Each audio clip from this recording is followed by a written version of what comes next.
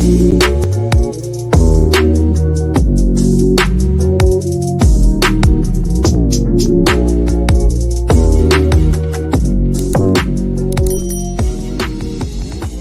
everyone, welcome to Go East. And as always, this is a channel where we help men escape the collapsing West for the East. And today we're going to be talking about a great one. As always, I'm Andrew. I'm an American attorney living over here, working remotely and living legally over here in Asia, currently in Seoul, South Korea.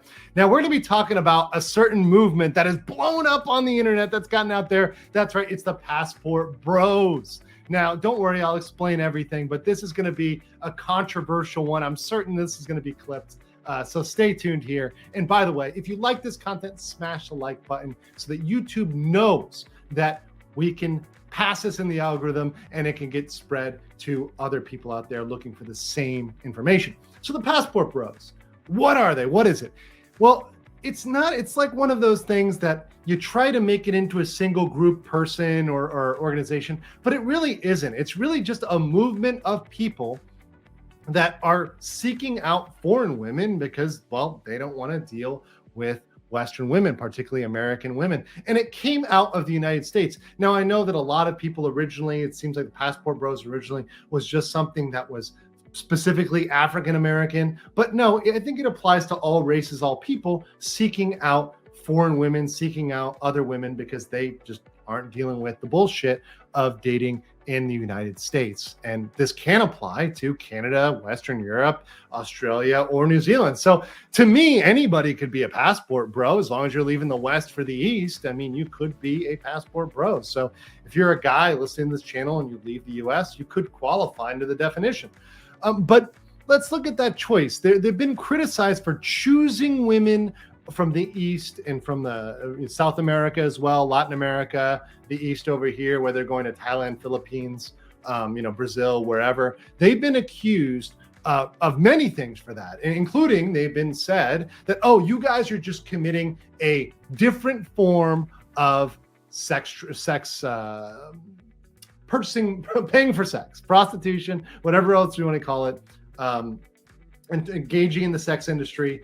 That's all it is. Well, that is highly insulting. And I would even say it's pretty much racist against these other countries, saying that if these other countries, other women suddenly don't have agency as people, that you as a woman, particularly the women in the West that are complaining about this, and the guys, the beta guys that enable them, that back them up, that parrot these points, they're saying that, oh, the women over here, they can't make their own choices. You're coming with your Western money and suddenly, you're dazzling them and enchanting them and you're removing their agency.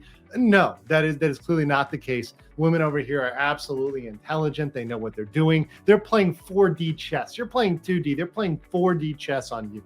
They're far ahead of the game. So I think it's very condescending when women, especially Western women, say, oh, it's just engaging in the industry. No, they're engaging in relationships. They're engaging in whatever they want to do.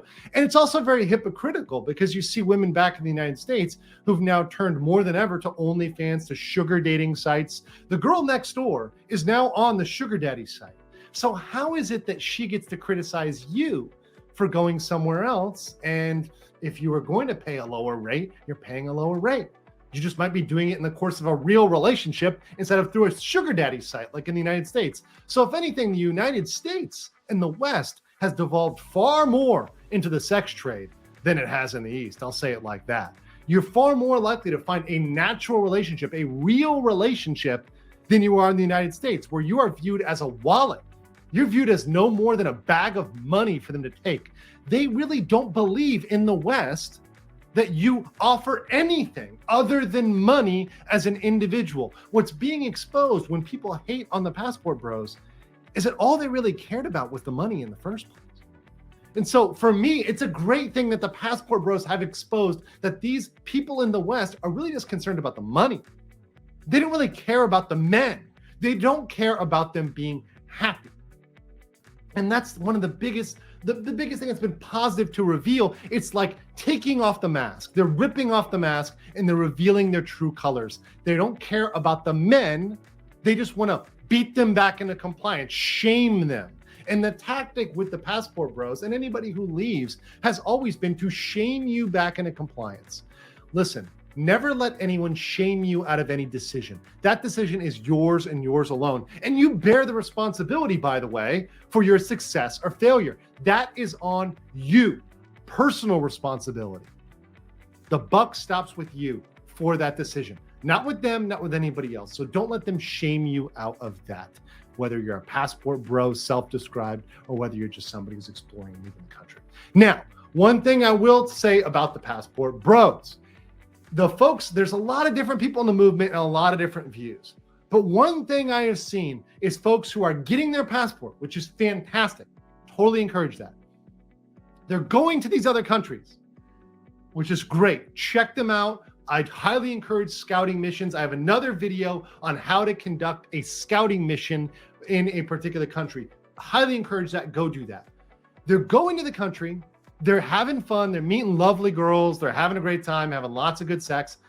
And they come back to the United States, or they're trying to bring the girl back to the United States.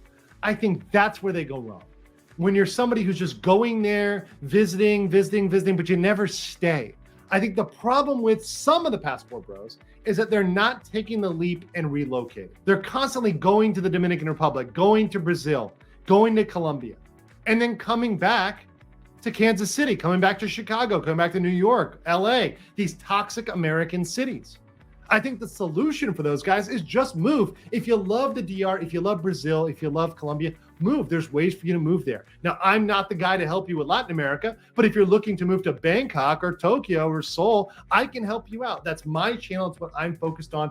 Talk to me, get in touch with me, hit me up with an email. We'll help you out here on the Asia side. But in terms of getting out, I think you really have to move, because when you bring somebody back into that toxic femininity, that toxicness of America, that's going to taint them. That's going to pollute them. So you have to think about that when you're bringing somebody back. So to the extent the passport bros, some of them are just visiting and going, I think that's not great. But the ones that go and stay, or go and move, or go and maybe they live part of the year abroad, and that's a significant portion, I think that's much better than just visiting for a week or 2 weeks and living in the toxic, collapsing West. So that's my view on the passport bros. Overall, I approve of them. Obviously, it's a big movement. There's lots of individuals in them. There can be bad apples within a group, a couple of bad apples. That doesn't make it all rotten. So that's my take. Do you guys have a different take? Do you agree? Do you disagree? Do you like the passport bros? Do you hate them?